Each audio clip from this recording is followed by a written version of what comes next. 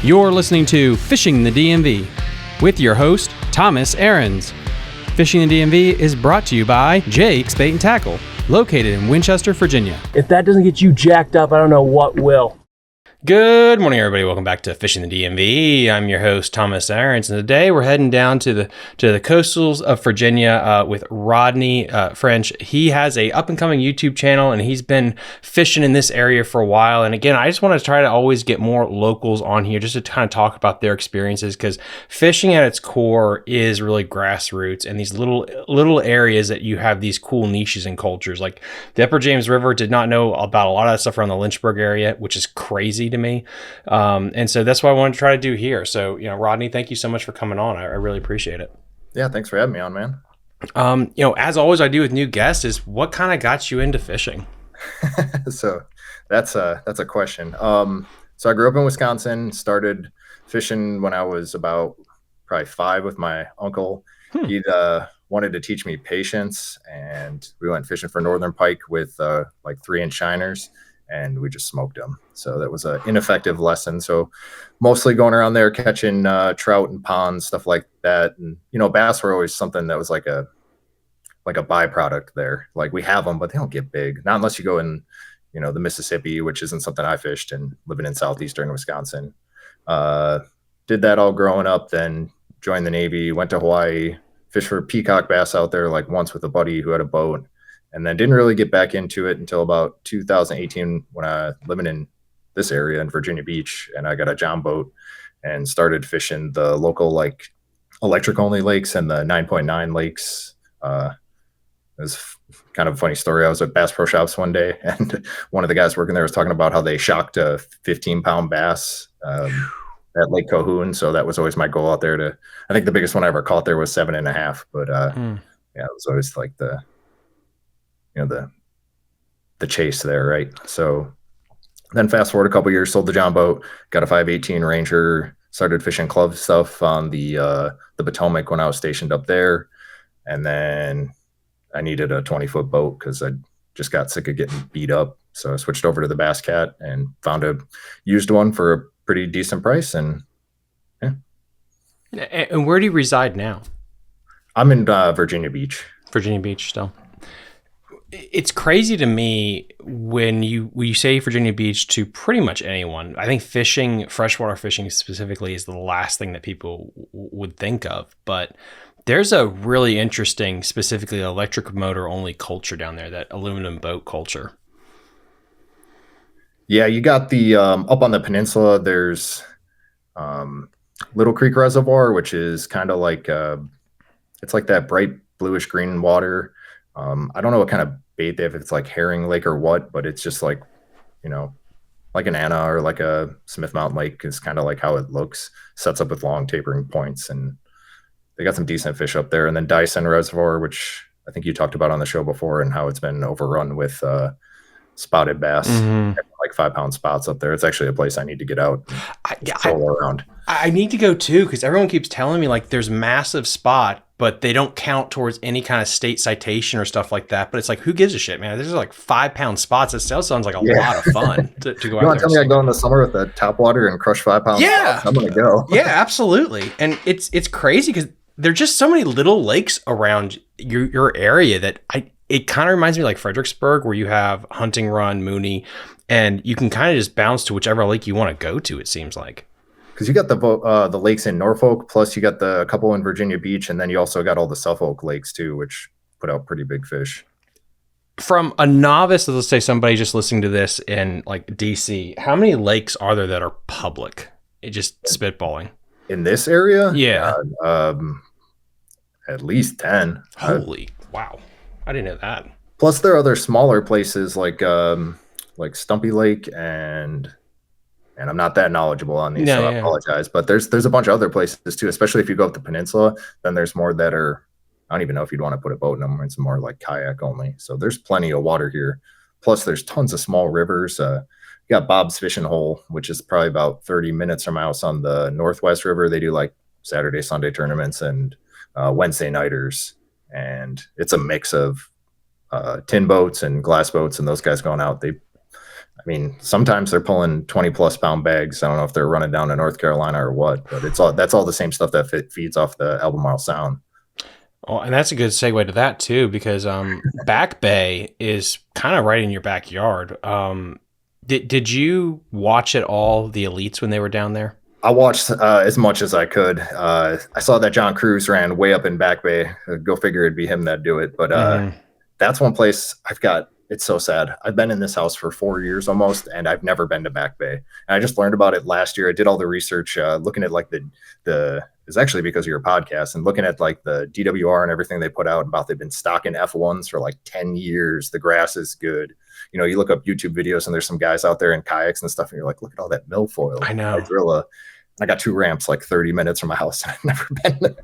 It's crazy. They do God bless them. They do a terrible job at marketing this stuff because it's just, I hear it through the grapevine and the rumor mills when I go to fishing expos of cover this place, cover that place. And McCluskey told me, it's like, yeah, that place is cool. I went there with my family, and you're throwing a frog and you can look on the top, you can be on the front of your boat and look and you can see the ocean while you're catching bass with a frog. It's like a weird, cool kind of vibe that place has that I'm definitely going to try to get down there at some point this summer to see what it's all about. But, yeah, Albemarle Sound, like all that. It's crazy how all the tidal water, and maybe it's social media or whatever it is, but all the tidal water in our area seems to be popping off at the same time. You can legitimately have a good day on so many tidal rivers in our area. It's crazy. I was thinking about that, and I was wondering if it's because, you know, the conversation comes up like, is it because of live scope? Is it because of this? And I'm not trying to steer the conversation towards that. But I wonder, like, the whole hurricane thing, and, you know, you always get bigger fish after a winter where it's a little bit colder, right? They hold off a little bit longer, and then you get them all coming up at once. I just wonder if it's just like that combination of those two things, because I think the last big hurricane that really destroyed at least the North Carolina rivers was like 2006 or 2008. Yeah, it's been a while. I wasn't here then, so I don't know. I'm just trying to remember what I read once. No, you're correct. It's been a while, and I think it has to do with that we haven't been pummeled to death where it's going to destroy the coast. I think conservation has been a lot better. The DWR, for better or worse, has done a better job with it. I think the water's cleaner than it's ever been, for sure. And the stocking, like, I think they're stocking Back Bay. They stocked the James. The York River is doing a lot better too. So I think there's a bunch of things that are going into it. And then scope, of course. Like, yeah, I mean, we have to mention that as well, because it's a factor that you're able to pick off these fish. And I think I actually think more people are fishing these tidal estuaries because you don't have the boat traffic of a Lake Anna or a Smith in the summertime where you have wake boats, jet skis, and all that stuff. You go to the Albemarle Sound, place like that, you're just not going to have that same kind of issue, and you kind of have it to yourself, it seems like, as an outdoorsman. People are getting kind of wild with those wake boats. So I was on the Northwest River, and I mean, one section is like 50 yards wide and fishing a bank with cypress knees, and they're just coming through on a wake boat. That's I'd be kidding wild. Me. I was fishing the northern Chowan last week, or Chowan, however I always butcher that, but last weekend, and same deal about, and they just keep going back and forth by me, and I was like, come on, guys, like, you get anything? That's crazy, man. How far is the Chowan from you if you want to just go there for a fun day? It's about when I launch on Shoop's Landing, that's about an hour and 10 minutes from me. Chick's about an hour and 5 minutes, and then the Pasquotank's about like 50 minutes. So to your point about like how much fishing there is in this area, I held off on getting a boat for a while because I didn't think that it existed, and which is so ridiculous to me now, because like I wake up on Saturday because I really get to fish Saturday and Sunday. Wife's very supportive of all of that, and I don't know where I'm going. It's like the one thing that really keeps me from fishing the Chick more is having to deal with the bridge tunnel, because how familiar you are with that, but that is a nightmare sometimes. That sounds like a nightmare. I just know up in Maryland with the Annapolis that tunnel can be fun, especially with a big boat you're pulling. And it's dealing with that 95 traffic for the Potomac. It's the people around you that get you queasy if some idiot just running into you or something like that. No bueno there. But when you have to pick between that and Albemarle Sound, the Chop Tank, like all these places, it's like the Chick almost. It's got to run for its money. What's the best place to fish? I mean, do they all kind of fish the same? The difference is just the caliber of fish, or are they all kind of unique? I'd say they're pretty unique. So Chick's got some good caliber fish, but it has grass. Like, I have not found grass down on the Chowan or the Pasquotank. I don't know that it exists down there. You're really looking at like maybe some bank grass at best, and then cypress trees and pads. There's a ton of pads. I was actually on a pretty good pad pattern last weekend because the creeks that flow into it are like, I don't know, like bowl shaped or U shaped. So there's really only like 10 feet of bank, then it drops off and really steeply into 20 feet. So yeah. How hard is it to navigate down there? It's not too bad. The one thing I'd advise people is like get a map card. If you don't, you're kind of crazy for running a big boat without any type of navionics or anything, and just follow the channel. Like on navionics, it's like a pink line. Just follow that. If you do that and then idle to the bank to fish, you'd be good. Okay, so it's not too dangerous like the Santee Cooper places and back areas where you can lose a lower unit very quickly. Yeah, I definitely keep your eyes peeled because there's some standing timber like just off the center of the channel that sticks up like a couple feet. So on high water, it can be kind of hard to see. Then on the Chowan specifically, I'd say actually the Pasquotank and the Chowan. The Chowan's got on the west side of the river, there's like a lot of standing timber as you go further south and it widens up. And then the Pasquotank, actually not too far from the guy that won it where he was fishing, it's like just upriver from there. There's a couple barges that when it gets low, you can see them sticking out and it looks like safe running area. So whatever you do, just don't run the flats is what I tell people. Just take your time, learn it. And once you've been there a couple times, and I actually use my live scope as like an object avoidance tool when I'm down there because Smart. like not only are there barges and things like that, there's just giant cypress stumps that are, inches below the water that you can't see because it's got that real tannic black water look to. And when there's a reflection on it, it's even with sunglasses, it can be hard to see. Are you shocked with the weights at that Elite Series event? Do you think they were high, they were low, or just right? I'd say that most everybody, I thought somebody was going to do close to what he did, but I thought that cold front was really going to, keep the weights down like it did for most of the field. But I'm not surprised that somebody found, 117 or 18 pounds or whatever he found. That place is loaded. It was cartoonish what he did compared to the field. That's what I think the most shocking the factor is it was just one person that figured it out, not two or three, but just one dude that did it. And he stayed close. Everyone else ran, which was shocking to me. Yeah, there's a spot not too far from him where I've caught like back-to-back 7-pounders on big swim baits.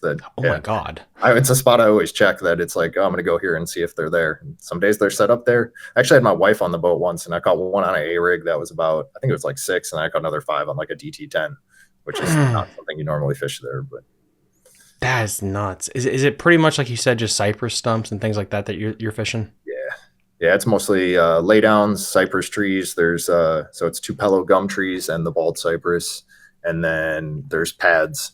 I was calling it spatter dock for a while because they're like really small pads. And one of the local guys corrected me on a video. He's like, "We haven't had that since Isabel." I was like, "All right, cool." I'm not a biologist. Do you do a lot of running down there? Or do you just stay local? Like, or do you have to run to have success? I guess is the better way to state that. I like to use the big motor. So I'd say like creeks fish better this time of year in the spring, generally speaking, on the Chowan, for example. So I'll run to a creek and fish all the way back in it. Some of them are really long. Maybe I'll idle a little bit and, just put myself further back in a creek if I'm not catching anything. But yeah, I'll run significant distances pretty much year round down there. Interesting. But it's generally what?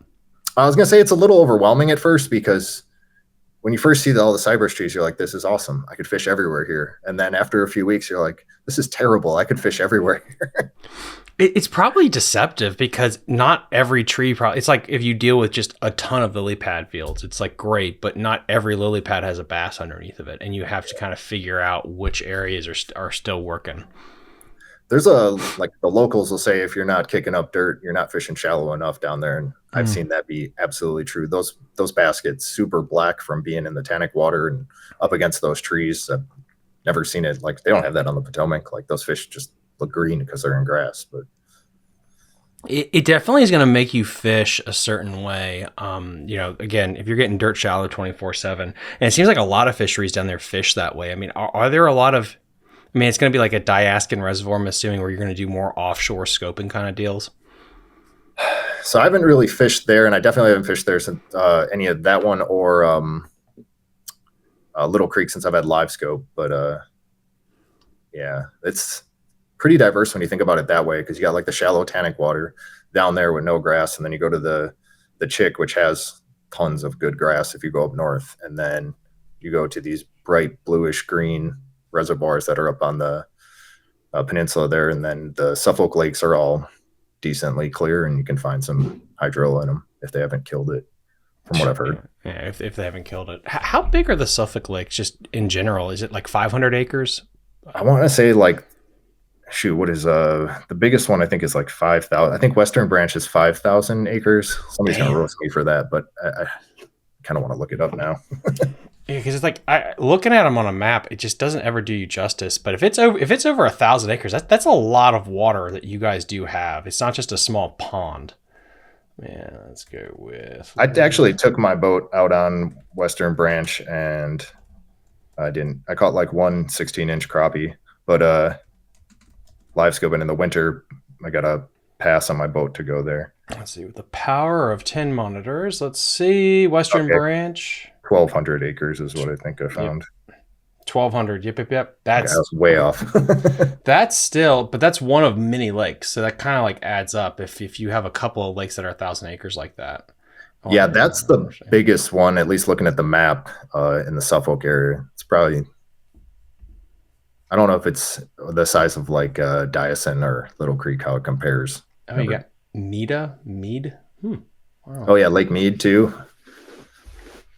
Yeah, guys, might as well show the screen. This is nuts when you look at this from a map side. Like everywhere is just water. It's crazy how much water that you guys have here right there. Oh yeah, this is super helpful. Yeah, I mean, besides the Dismal Swamp, Western Branch right here. I guess there's 2 or 3 lakes connected right into here as well. Wait, is this all one big lake? Western Branch? No. There's 2 lakes here. Yeah. Which one's this? This is Lake Prince. Yeah, Lake Prince, that's another one. Okay, so they're connected. Interesting. Okay. Huh. Lake Prince and then Burnt Mills. Okay, so there's like 3 lakes right there. Damn. And what the hell is this? This is the river. The Nason River. Okay. And this is all fresh water? All these creeks and rivers and stuff right through here? I've never fished that. I believe that's the Nansemond, and it comes off I don't know how fresh that is right there. I drive over it when I go down to North Carolina, and it looks like it could be. But have you ever fished the York River before? No, I haven't. That's something I want to do. I keep hearing rumors that there's some good ones in there.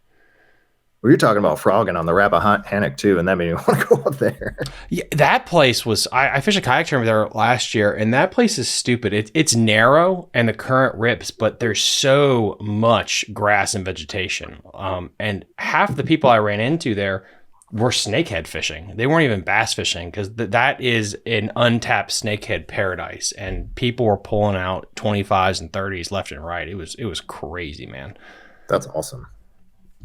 Now, the other thing that we didn't mention was you decided to dabble with the social media stuff. Like, what was the genesis of your YouTube career?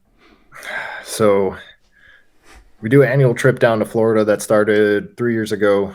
Me, a couple buddies, Boots, that's his name, and my dad go down there and just fish Kissimmee. Then we were down there. I was like, hey, Headwaters is down there. They're like, what's Headwaters? I was like, oh, we should go to Headwaters. Paradise. So we did like just split up the days. The first year we went down, we fished Kissimmee chain, like 2 or 3 days, and then went and fished Headwaters. Anyway, this last year, so 2024, I had my dad with, and wanted to like get some video of it. So I bought a couple GoPros and started editing. Oh man, that's a learning curve right there when you don't know how to use loops and everything else. Mm-hmm. I had some great footage of me holding a 8.5 pounder like after I caught it, but I got none of the catch. And oh Lord. So it was definitely a learning curve. Then it was, well, I got the cameras, so I'll make some videos and edit them and put them on, my Facebook page, whatever, for friends and family, or mostly for me. And then I was like, well, I'm doing all this work. I'll start a YouTube channel and see how it goes. So like, I never had the real desire to do that, and it just kind of happened, and I was like, oh, let me keep doing this. It's kind of fun. And then now look at where your channel is now in a year, which is impressive. Well, thank you. Yeah, it's I just want to keep going. It just gives me an excuse to want to fish more too. So like, I don't really need a purpose to go fishing, but when I fish 5 days in a row, it's like the sixth day I still want to go more. And No, I it's get a real that. disease. And it makes you start thinking about, sadly, like almost like business, where it's like if you're going to go out, you might as well actually, shoot some footage too. Yeah. And I got back from Florida after fishing like 9 days straight, and my wife's like, oh, what are we doing tomorrow? I was like, oh, I was gonna go fish the chick, and she's like, you're out of your mind. It's like, yeah, you're right. Having withdrawals at work on Monday. And while you're doing the YouTube channel, you really try to get into tournament fishing as well? Yeah, so when I bought a Ranger, that was my first glass boat, and that was when I was stationed up in Maryland and fishing the Potomac. And I got into a club there, never fished as a co-angler, just straight to the front of the boat, and moved away from there, stopped doing that. And then when I upsized to the Bass Cat after, getting beat to hell on the Potomac for a while, then I just decided I was going to fish the BFLs to try to be competitive. Had one good tournament so far.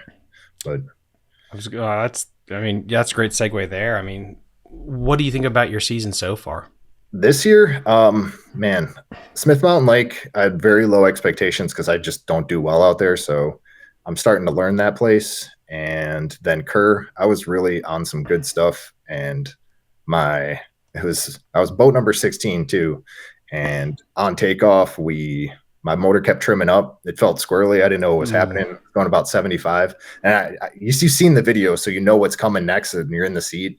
And I started to try to slow down. I got down to like 65, and I just felt the back of the motor just come all the way out of the water.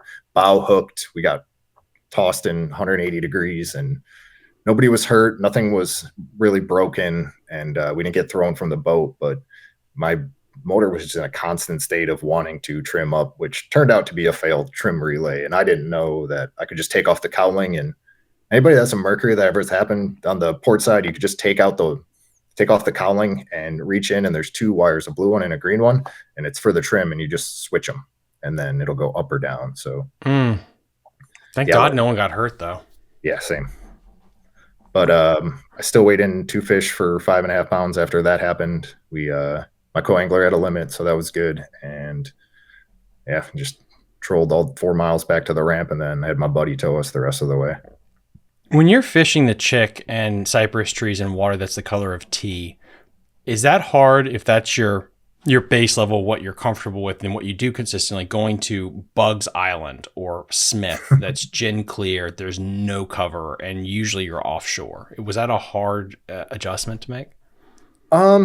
No, I don't think so. I mean, I grew up fishing a lot of lakes that are clear with grass, and I don't mind that. My co-angler thought I was crazy because I said we were fishing on Smith Mountain. I told him we were fishing an area that was pretty clear, but a little stained, and it was in Craddock Creek. And he's like, "You think this is stained?" I was like, "Oh, little. Like, can't see all the way to the bottom." So yeah, I guess it's the short answer for that. What was the hardest part about Bugs Island? Getting thrown in my boat going 65. No, so practice was actually like we had 3 days, and like I got on a good bush flipping bite, but I figured that wasn't gonna be it. But we had better. It was all like north wind and just high pressure and just tough, but still catching good fish. And then I got a crankbait bite during the tournament. If I could have run around, like I jumped off at like a 3-pound spot. Like that was after all the boat issues happened. Dude, but I think at least you got the boat issues like taken care of. Is the motor warranted or what's the deal with that? No, I just fixed it myself. It's a $22 part. So okay. No, that can be a nightmare. I know so many people with Mercury's acting up right now. I don't know what it is, if it's a bad run of luck or what. So the motor itself is great. The trim system is garbage. So that boat was made in December of 2020 is when that motor was made. So I've had to replace the trim pump. I've had to replace the pin that, everybody complains about on the Mercuries. It holds that little bar that goes across that touches the trim sensor. That sucker came loose and had no idea about those issues. So getting a bunch of guys to lift up a motor, and as you're trying to take it out of the water at a ramp, did that a couple of times. Nope. That's fun. Yeah. So if that's the low end of your season, what was one of the highlights? Last year was definitely on the James River, ran down to the Chick, 16th place after the first day, and then caught enough the second day to come in seventh. So it was like my first check and my first top 10. Mm. What are some lessons that you learned from that that you took away? It should be don't practice, because I didn't practice for that event. It was actually really funny too, because during that tournament I found some like really good milfoil, and I was like, I should punch this. And I've like at the time zero experience punching. I've never caught a fish punching before, just because I'd never did it. And I had a brand new 8-foot flipping rod for it, and I boat flipped a 5.5 pounder like right off the gate. Dude, it was the first fish I ever caught punching, and it was in that tournament. My reel came out of the seat because it wasn't tight. My co-angler like grabbed the line. I said I boat flipped it, but really he boat flipped it. And yeah, I think I was like in shock. I was like, oh, it's a good thing I grabbed that line. And he's like, what? I was like, I don't know. Oh my gosh. But that's a heck of a run too, going from a BFL standpoint, going from the port all the way down to there to the Chick. Yeah, I think it takes me about 35 minutes to get to the mouth of the Chick, and then forget that the Chick's like 17 more miles long if you want to go to the north end of it. Do you primarily fish the Chick, or do you ever fish the James proper? I have never fished the James proper. I'm kind of doing myself a disservice there. Like if I ever have to fish a tournament on the James and there's like really bad weather, I'm screwed. There's a lot of people they're diehard Chick anglers. I mean, that's just so crazy is the Chick. I mean, for people that don't know, it's basically its own ecosystem. When I do the biology report, it should be released here in about a month and a half. They kind of separate it as the Chick and the James, because it is basically its own river system, which is kind of crazy because you don't think of Mattawoman or Belmont Bay that way, but you do the Chick. Yeah, I completely agree with that. Just from running the James. I also would like to find, some fishing north up in the James so I don't got to waste all that gas in those tournaments. Because, I mean, the entry fee and everything else, what you get on, unless you win, it's not really worth it. So, yeah, I mean, that's the sad thing about the BFLs, honestly. Unless you have like the Phoenix Big Boat, Big Bass, whatever award. I mean, I think that's like what 70% of your winnings is getting that kind of bonus buck action. Otherwise, yeah, it's like $2,000, $3,000, something like that, which you would think is a big deal. But if it's $220 for your entry fee plus God knows how much 200 gallons of petrol is, depending on where you're at, like it adds up. All the costs add up real quick. Yeah, I think I went through 100 in those 2 days. That doesn't even count practice, but I didn't practice for that one. But all the other days I went. But yeah, 100 gallons in 2 days. That's $300 plus or minus. How many YouTube videos do you try to put out if you had your way? I'd put out one every day if I had my way, but I don't have enough time in my life for that. Having a real job, working 40 to 50, 60 hours a week. But I try to put out at least one video a week. 2 is really my goal. Like if I can put one out like on a Monday, Tuesday, and then a Thursday, that's a successful week. So is that what you try to like do with most of your time when you're fishing, is just trying to get ahead of the YouTube curve with getting enough film saved up? I just try to, continue enjoying fishing while also making a YouTube channel. Like it's something I told myself at the beginning. I was like, I didn't want it to become me being a content creator, like, and that be the purpose. I still wanted the purpose to be fishing. And I felt like that would help keep things genuine and also not make it a drag ever to go fishing and be like, I gotta go fishing to make a video. Like if that ever happens, I will delete my channel. Like I don't want it to be that. I'm sure there have been times when I've been editing thumbnails and stuff that I've thought that, but not from getting out on the water. Was there ever a point that you felt like you could do this? Like the channel started to gain traction? I had like one of my early on videos got like 1,300 views right away, which is, not that much. But to me, I was like, oh my God, like I got 1,300 views. Like that's huge. Got like, 100 subscribers and you're like, all right, like maybe this is possible. Then, you watch the metrics, like every day I'd wake up and check the metrics, like how many watch hours I have, like cross that, like, okay, we checked off the 3,000 subscribers. We check off the 4,000 watch hours, which anybody trying to do YouTube, it's the watch hours. It's the 4,000 watch hours is the hardest part. Because it just requires so much videos or so many views to kind of get that thing bumped up and over that. But once you get that, it's kind of like where it becomes easy. You just have to get to that point that you have so much saved up that you can kind of get up and over that precipice. Yeah, I usually put myself in a position to where like I got one for tomorrow, but I went out last weekend. So like this weekend, if I don't do anything worth making a video on, I haven't got any content for another week, which unless I want to do some, like talking one, which is what I did for the Bassmaster one. I was like, let me just see if this gets 3,000 views. Like I didn't know that. Or 7,000 views for me talking about how my motor almost killed me. A little clickbaity, but I feel like there was some good information in there. Yeah, no, I mean, and people always think about that, like you have to be the winner or do this or that. No, it's like, can you articulate what you want to talk about? And sometimes the guy that wins is not the best one to be able to teach people. Sometimes it's guy in third place, fourth place. It's just to be able to articulate your information and understand that you don't have to be Aaron Martin to give out information, because so much of the people that want information are just doing basic arithmetic. They're building up from the lower part. It's not the 1%ers, but everyone, at least I've come on the show, they're afraid like, well, I don't know everything. It's like, well, those aren't the people that are watching YouTube. Jacob Wheeler's not watching the video. It's going to be the dad trying to go fishing with his son, and he wants to know where to go. And everyone has information for that. Yeah, so that's interesting that you bring that up, because that was a huge like insecurity thing. Getting into it is like, what do I know? I'm just like a dude, which I still feel the same way. I'm just a normal dude that likes to fish. But thinking about like who watches YouTube videos, that's something I was talking to my dad about, and he's like, oh well, yeah. He's like, I think people just like to watch other people catch fish, and it sounds so stupid, but I was like, oh yeah, you're right. I think people do just like to watch that. There's like, you don't have to be catching 10 pounders like Josh Jones on, or whatever else 15 pounders he's catching. But all right, always remember this, that there are people that drive trucks for a living that will go home and then play trucking simulators.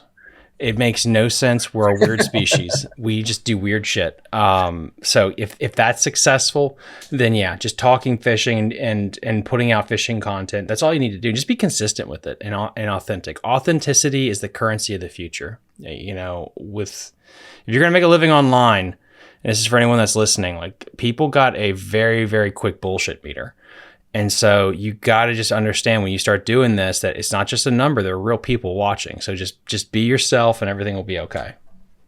Yeah, I think that's very true, especially for like the people that come back for more, right? Like Nobody wants to be lied to. Nobody wants BS. I don't hide anything. If I don't want to make a video about something, I just don't then. Like I'm not going to release content on a body of water before I have a tournament. Like I don't want that information getting out there. I don't think it's a secret. I guess that's the only information I think that should be secret, is like right before a tournament where you're catching fish. Because after the tournament happens, those fish move. Like I don't believe in secret spots or secret baits. Like I posted that I caught a 9.4 in Dyson Creek, and anybody that knows that area knows exactly where I caught that fish. And I was like, oh, you want to get out here in December, go catch it. Like, go try. Yeah, it's so crazy, because I think sometimes we I don't know. It's one thing, I guess, if you're a Bassmaster Elite and you put information minus the ruling and stuff, because okay, maybe someone's going to steal your stuff. But if you're like live streaming yourself fishing a 400-acre lake, like what do you think is going to happen? Do you really think that 100,000 people are going to show up there the next day because of you doing that? Like but again, I think with fishing, there's a psychological element that's fascinating. I put that poll out a couple of days ago about, would you rather give up your secret area or your secret bait? And there's so many people I interview where they really think their key to the success is one or the other. And I don't know, it's fascinating, because when you talk to the 1%ers, they think it's bullshit, because they think a bait comes and goes. And so you can't have 10 to 15 years of success on a secret bait. But so many locals believe to their core that it's because I have a special chatterbait with one strand of chartreuse, that's why I'm a successful fisherman. And I don't know, that psychology there is just fascinating to me. It's like I wasn't very impressed with the Bronco bug because of how they made it and what the bait was they made it off of. But I tried it and I was like, I don't really care for these. And then he caught a bunch of fish on it, and I was like, let me go back. Yeah. And then I went out that weekend and caught a bunch of fish on it. I was like, all right, that's funny. So feature bait. Is it the bait or is it us? Because again, you can't throw everything. Especially you got the spinner bait, the swim bait, the chatterbait, the swim jig, the crankbait, all great tidal water fishery places, but you got two hands and you have to pick one to fish at a time. And I think that's where there's analysis paralysis, honestly. And I keep saying it on this channel. Like, I'm shocked that the chatterbait has lasted as long as it has as the one of the go-to tidal water baits, because I feel like the spinnerbait kind of like dipped off when I was in high school and early college years. Man, the spinnerbait was the shit. But then I guess when the chatterbait and the swim bait came, the spinnerbait just disappeared from a generic person's repertoire. That's all we used to throw growing up was green and white spinner baits and like 7-inch Berkeley power worms Texas rig, like like weightless through pads and stuff like that. And I got back into fishing, nobody was throwing a spinner bait, and I was like, what? Stupid like tubes and stupid tubes, things like that. Tubes are completely, unless you're a smallmouth guy, you rarely hear of guys throwing it for green ones. I don't know in Wisconsin if you guys had special bait like curly tail grubs. I know that's a hot one up north. Yeah, I mean most of the fishing in Wisconsin's dedicated towards walleye and muskie. Like there's bass is like second there. I mean, I guess when you have a chance to go out and catch a 55-inch fish or the best eating fish in the world, which I don't understand how people are letting go these sawguy in Lake Anna. Like, I don't think they understand how delicious they are. It's fascinating because it is a culture thing too. Because up there, it's such a weird thing with the homeowners associations up where you're at and what they do with the spraying, but then how much fishing is part of the zeitgeist, because it is legitimately like the walleye thing. If you guys don't know, that's a cult phenomenon up there. It's insane. Yeah, don't cheat. Walleye tournaments. I didn't even know they had tournaments growing up, other than like the pros. Like it wasn't something we didn't have like bass clubs around there. I guess they do now, but back then it's like the early 90s, late 80s, it wasn't a thing. Have you been back up to Wisconsin in the last 10 years to visit for vacation or anything? Yeah, my parents and like siblings all still live there, so me and my wife will go out there sometimes and visit. And I think the last time I went out fishing there, they rented like a small fishing boat on one of the lakes in northern Wisconsin, got a bunch of bass and pike, which the northern pike get pretty big too out there. And not a lot of people recognize that they get almost as big as muskie, especially if you go to like Europe and Canada. Yeah, it's massive over there. And Wisconsin gets no love for the most part because you guys got so many lakes in there. It's stupid. Yeah, Minnesota might be the land of 10,000 lakes, but we got more. So, did you ever take your boat up that way before? I haven't yet. I definitely want to. We got I know Paul's going out there to fish in the Mississippi River, and I was like, I want to go. That sounds awesome. I really want to go out that way and fish that part of the Mississippi. That looks like so much fun. That and up north in like Maine and places like that they just don't see a bait very much. And what's the other one near Green Bay, Sturgeon Bay for smallmouth? Like I've heard that is incredible. So, and I've heard the largemouth is also deceptively good because they don't get beat up there on the Great Lakes, which is pretty cool. Yeah. When you look at where you've gone so far with fishing, like where do you see yourself the next couple of years with it? I mean, I think I got the same dream, pipe dream that everybody else has to make a living off of it. So I'll be retirement eligible from the military in like 3.5 years. So I guess we'll see then. I'd prefer not to have another job and just I don't want to be rich or anything. Like I just want to make enough money to fish all the time. And if that means, if I can get good enough to win enough and sponsored in tournaments, if I could make content, I'd be happy with either one. Even the idea of guiding has come across as a possibility, but just kind of playing it year to year. And, I don't know what this year's goal is yet. So I'm not going to make any progress if I don't set any goals. So I got to come up with something. Well, being consistent with the YouTube channel is huge. I tell people if you want to get into the sponsorship game and all that other stuff, you need to have social media presence to be able to hold yourself well, because sponsors are going to look about that because they don't really care if you win, to be fair, because it doesn't get as many views as a good TikTok video or a good YouTube video, blah, blah, blah. That's what's going to really turn their heads. And it builds your brand. It builds your relationship with people. Yeah, I thought about changing the channel name because it's kind of generic and, it's like the go-to. It's like AJ Fishing. SB is obviously very popular, so he's all right. But the rest of us small channels that, and I'm not ripping on them either because I'm in the same boat they are, like Chaz's CTC and then Hunter's HPS. Like and we're all in this small area. So I was like, God damn. And I was talking to my buddy and he was using AI and he came out with this graphic and he's like, that's it. My last name's French. So he's like, the French hooker, that's your channel. I was like, no, we're not doing that. Well, yeah, and we can't compete with SB because he started this when he was in diapers like 100 years ago. So he was like the first. So no shit, like he gets traction. No, Matt, I love you, but no, it's just about chopping wood and being consistent, and you start seeing that growth with it. Which guiding in your area would be huge, especially with if you can somehow mix in all the lakes that you have to offer in the area. It's a tourist destination for sure. I think just specifically for that, they just need to promote it more. I don't know if it would be Virginia Beach proper or the DWR or whatever, because I mean, like going back to Back Bay again, did not know about it until locals started to hype it up for me. And you spent a shit ton of money with the marinas and stock in the place, but you don't like promote it. And same thing with all the little lakes around you. Like it's crazy that doesn't get more love. That's Back Bay is the absolute wildest one to me. Like how much money, like you said, you put all that's, oh man, I don't even want to know how much money they put in there. And you didn't market it at all. It used to be a bass destination in the 70s and 80s. Yeah. Like the bass destination. And now it's like, yeah, we stocked it to get it back there, but we didn't do anything to let anybody know we did all this work. Mm-hmm. Yeah. That blows my mind.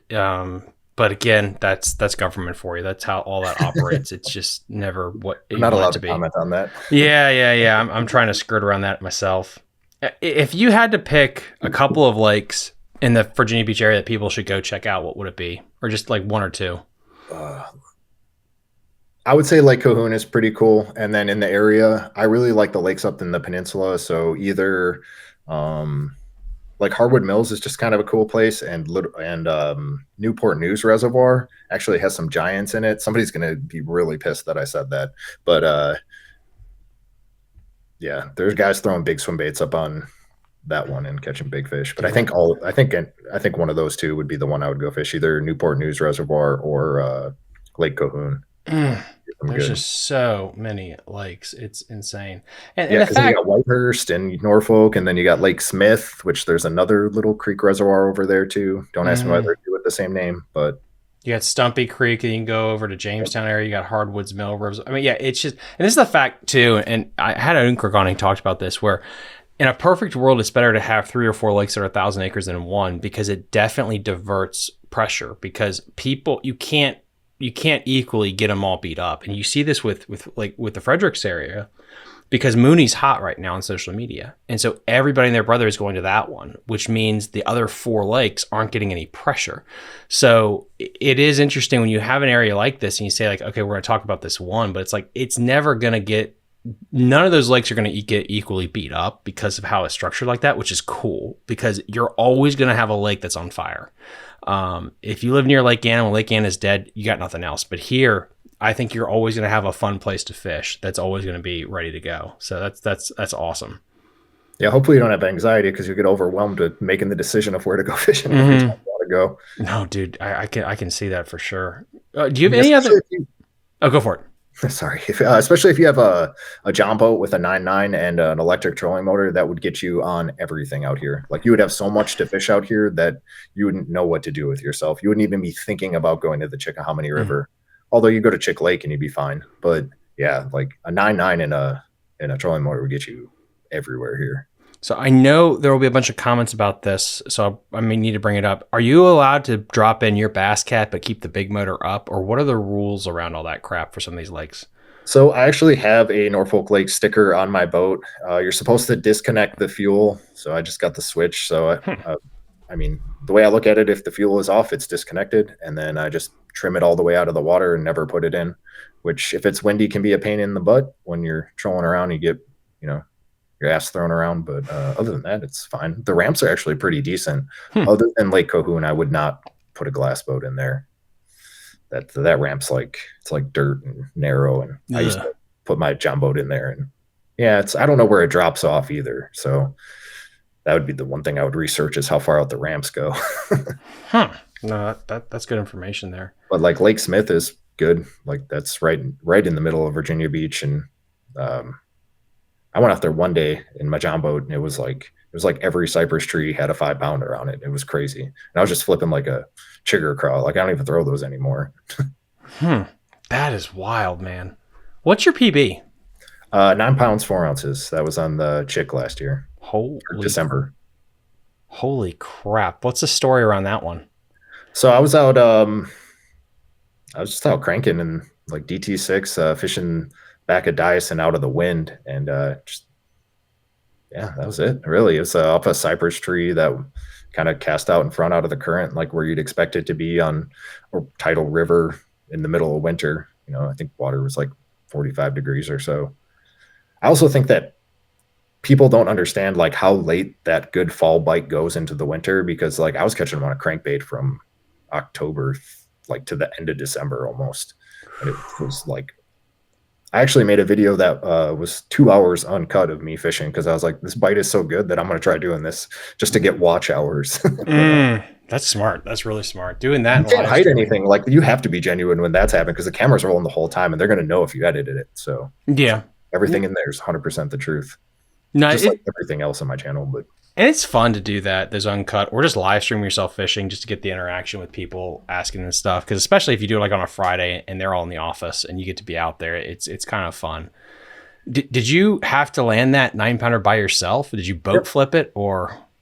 No. So that was 12-pound test and a DT6, and he had it all the way, or she had it all the way in her mouth. So like that, I got to give it to Bass Cat with that net storage to get that little scabbard up front. So I just reached down, pulled it out, and I just weared her out. Saw that she had it all the way in there, and she wasn't coming off. I would have been freaking out.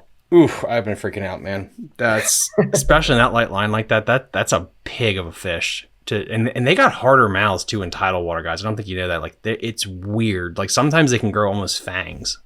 Oh, especially in the wintertime when they're cold. Like driving those hooks in can be a lot. Yeah, it wasn't like I caught a 7.6 down in Florida, punching with 65-pound braid, and just boat flip that. It's better chance of getting it in the boat anyway. Dude, no, that's down there on the west coast of Florida. That's a place I really, really want to go at some point. That's really cool fishing down there. That hasn't been sprayed to death. Yeah, I love fishing in Florida. That's so much fun. I had a buddy that was talking about going down in the next like 6 weeks, and I was like, oh, you're killing me. I can't do that right now. Oh my goodness. Rodney, I really appreciate you coming on today. What do you have coming up? And if people want to find you, what's the name of your YouTube channel and your social media? Yeah. So, all of my social media is RLF Fishing. And I'd say that my long form YouTube videos are like what I put the most effort in. And I got the Potomac BFL coming up for the Shenandoah and the rest of the Shenandoah ones. And, just trying to do a little better than we've done the last couple. When is that? I should know that. Is that this weekend or 2 weekends from now? No. So the one this weekend is, I believe I think it's the Northern Division, Northeast Divisions this Saturday. And then the following Saturday is the Shenandoah. Okay. So the 10th and the 17th. So you're just fishing the one division, right? You're not going to fish both of them? Okay. I thought about fishing, I don't know if it's the Piedmont or the Northeast. That's also fishing the James in like July, and I got some extra time, so I thought about just jumping in on that one. But yeah, just one full division. Eventually, I'd like to jump into like the Toyotas or the Opens when I get a little more confidence. But as I've learned with everything else, the confidence will come with time.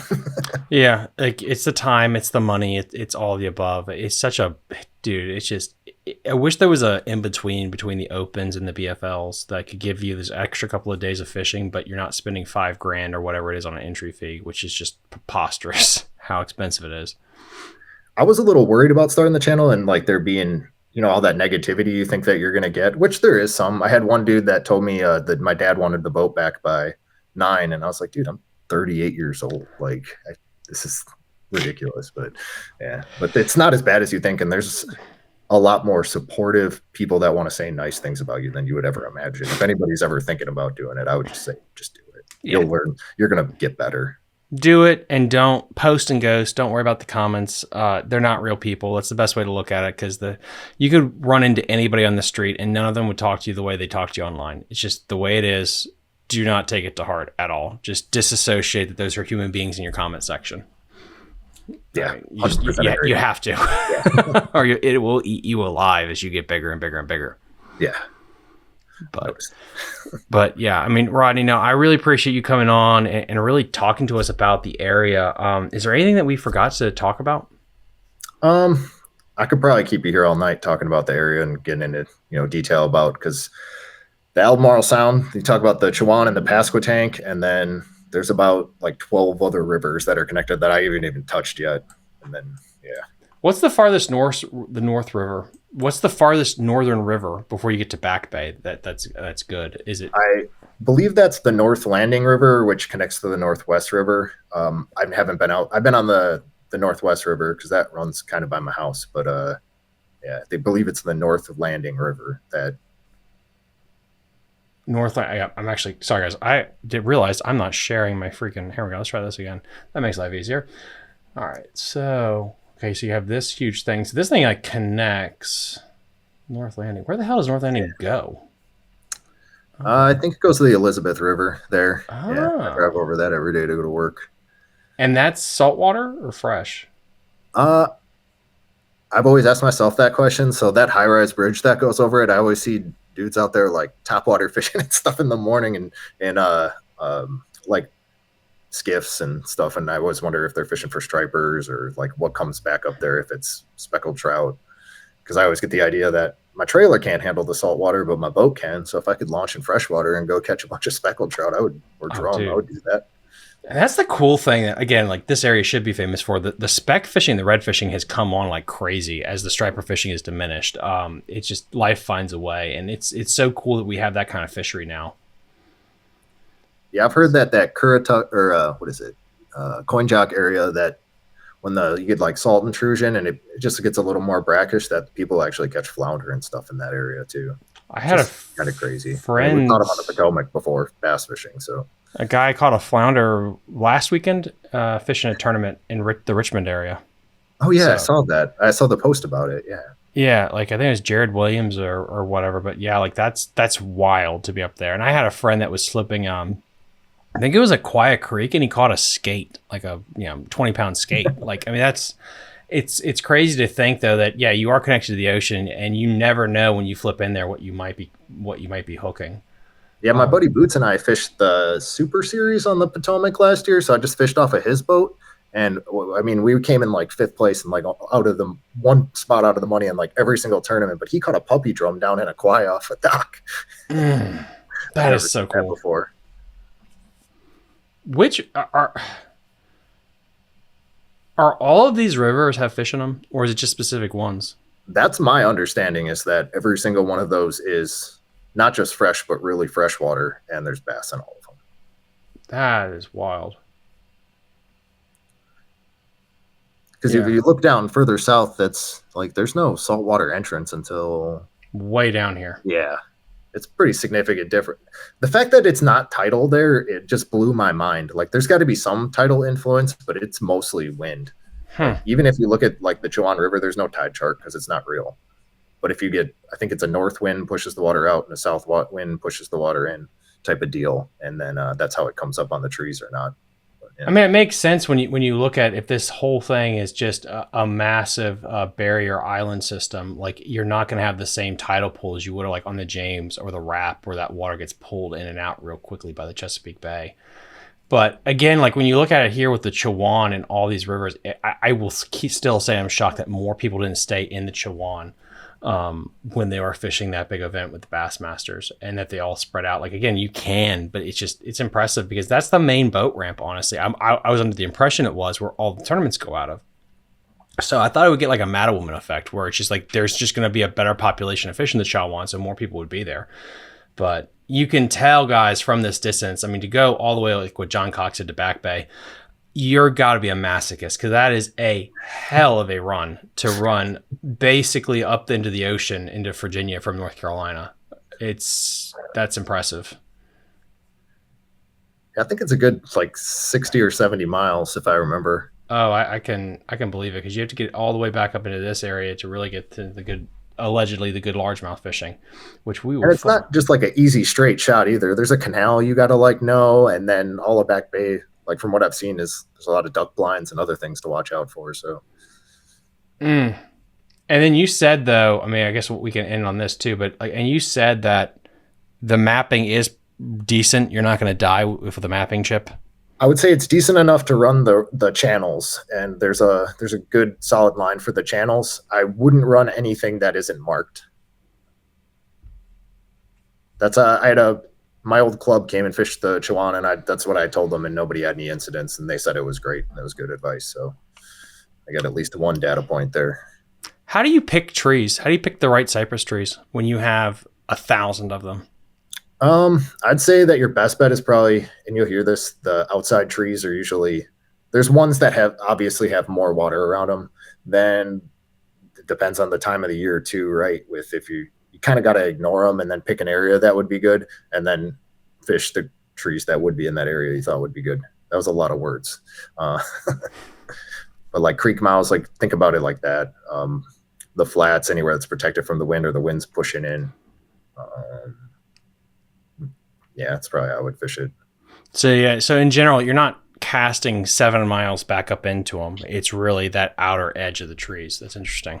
Yeah, I'd say in the summertime when the water gets high and you get a south wind for a few days, you're casting way into them, like with a frog or a buzzbait, and pulling them out. That's why a frog is so good down there. You said it's the south wind? I think a south wind pushes water in. Okay, so high tide, like a super high tide deal. Gotcha. Yeah. Okay. Yep, that makes a lot of sense to me. Yeah, that would be intimidating. I don't know why it just seems like cypress trees are more intimidating to fish than like a lily pad field, but I guess it's because it feels like you can easily pick apart a pad field or spatterdock field a lot easier than you can a cypress field. Yeah, and you got 82 miles of cypress trees. But no, dude, I'm definitely going to have to get you back on the show. Guys, please go check out his channel. As always, I'm going to put a link to everything that we talked about on here. Please go give him a follow on all of his social media. And yeah, we will see you guys next time on Fishing the DMV. Bye. You're listening to Fishing the DMV with your host, Thomas Ahrens. Fishing the DMV is brought to you by Jake's Bait and Tackle, located in Winchester, Virginia. If that doesn't get you jacked up, I don't know what will.